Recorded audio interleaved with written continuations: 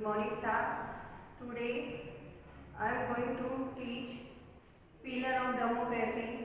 This is revision class. In pillar of democracy we will read this topic: political awareness, wise leadership, public opinion, tolerance, disciplined citizen, disciplined parties, and social and economic equalities.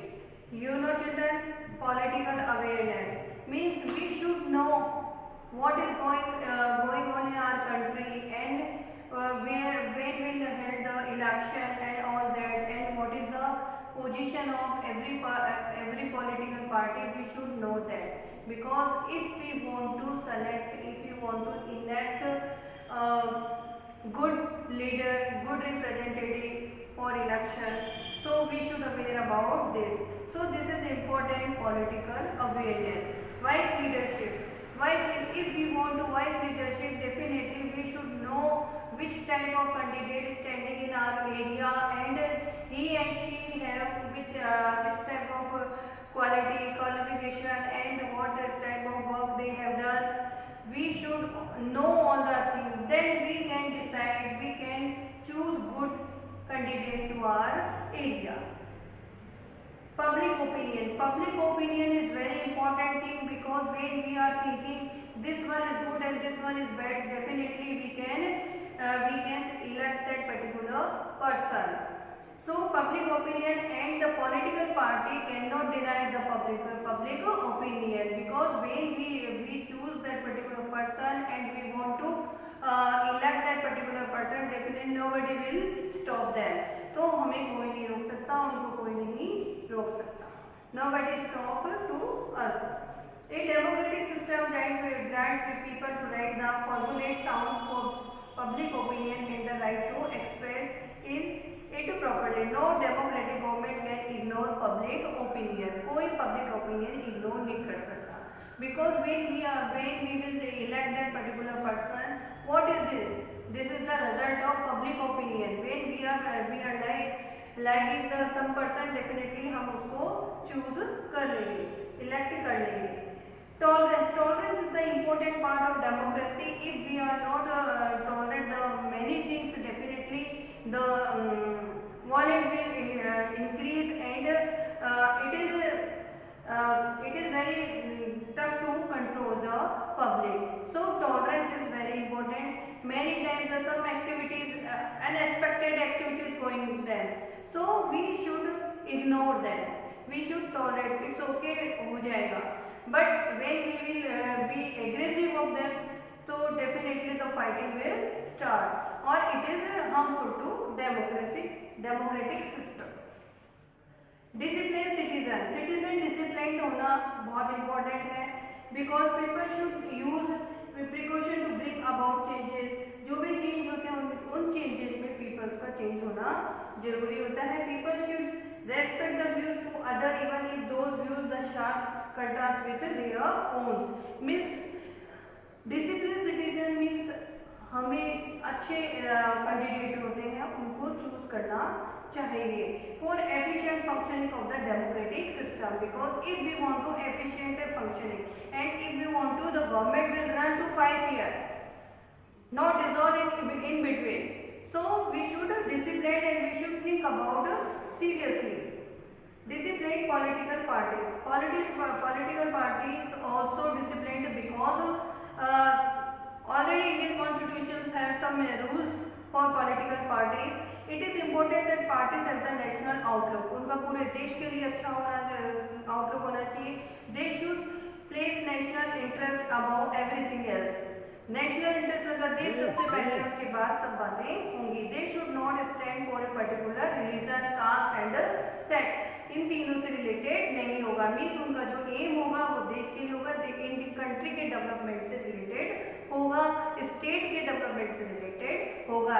Not particular area, particular people, particular caste and particular sex.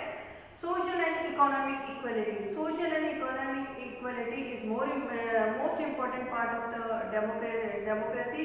Just because that Equality means the rich is become more rich and the poor become more poor.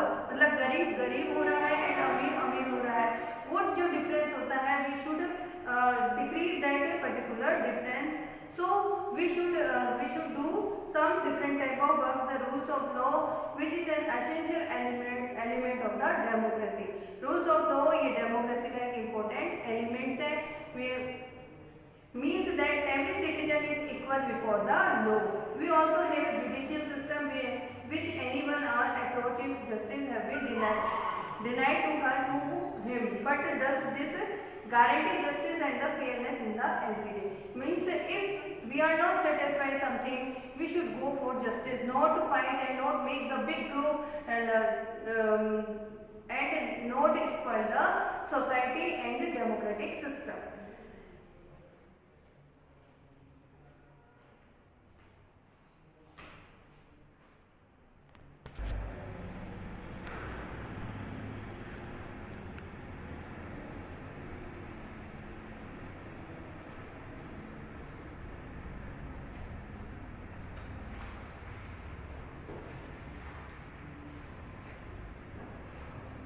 Now, the medieval period history.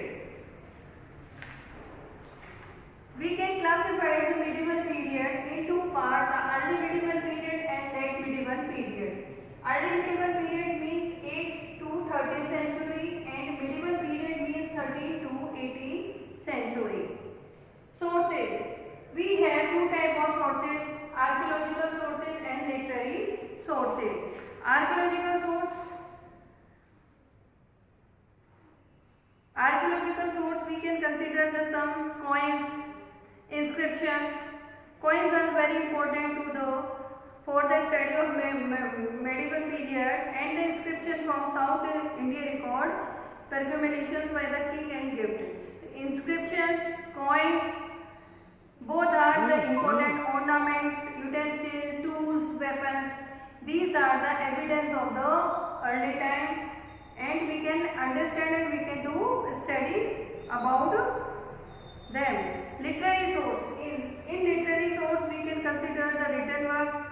Written record on the medieval period are also found in palatine. So manuscript is the good example of literary source. Ras Sarangi, a Kalhan in the history of the king of Kashmir. Autographic and the biographic. Autographic, the most important are Futai, Firoz Shah and Firoz Shah Tughlaq, Burhan by Babar by Tajuke, Jahangiri by Emperor Jahangir. Prithviraj Rasu Chattopadhyay described the life and adventure of the Chauhan ruler. Travelers. Ibn Battuta, who came from Central Asia. Akbar Raja, who was sent by the ruler of Parthia to the kingdom of Vijayanagar. I hope you have understood. If you have any doubt, please ask me. And class, please read chapter carefully because some question and paragraph come from these chapters.